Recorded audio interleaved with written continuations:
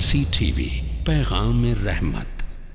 जी देखिए, अल्लाह तबारक व तआला ने जो मोमिन औरतों को हुक्म दिया है कि वो अपने युदनीन अलैहिन्न मिन जलाबीबिहिन्न, वो पर्दे का अहतमाम की जो आयतें हैं और भी आयात हैं, लेकिन सबसे बुनियादी बात या एक मोटी बात अगर कहा जाए या एक आम इंसान को समझाने के लिए अगर हम कहें तो इस्लाम में औरत बहुत कीमती चीज़ है, कीमती मकाम उसको दिया गया है। इस वजह से उसको छुपाने की बात की गई, उसको पर्दे के अंदर अल्लाह तबारक व तआला ने ढांक दिया है ताकि वो महफूज रहे।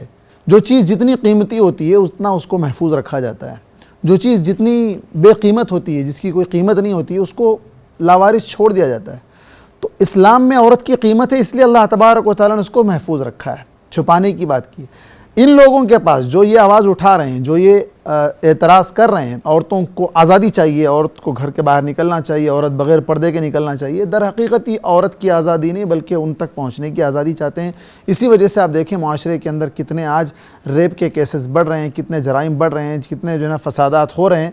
ये सब क्यों हो रहे हैं? इस वजह से कि औरत महफूज नहीं। अगर औरत महफूज होती तो कोई उसकी तरफ निगाह नहीं डालता, कोई इस तरह की गलत हरकत उसके साथ नहीं होती। और माशरे के अंदर आज भी आप देख लें, जिन कंट्रियों के अंदर पर्दे का अहतमाम है वहाँ का आप देखें जराइम का रेशो क्या है, और जिन कंट्रियों के अंदर पर्दा नहीं है वहाँ का आप जो ना ये रेशो देख लें, जराइम किस तरह के होते हैं, किस तरह की बेहयाई का तूफ़ान मचा हुआ है।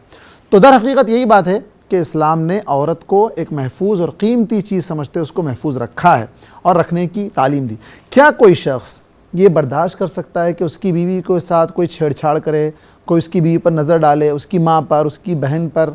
कोई बर्दाश्त नहीं कर सकता है। जब अपने बहन, बीवी, माँ के साथ कोई बर्दाश्त नहीं कर सकता है तो फिर कोई दूसरा शख्स कैसे बर्दाश्त कर सकता है? तो ये हकीकत में ये है कि इनके पास ख़ानदानी निज़ाम ही नहीं है, ये बिल्कुल जानवरों से ज़िंदगी गुजारते हैं। इस वजह से वो जानवरों की तरह जीना चाहते हैं और जानवरों की तरह आज़ादी चाहते हैं।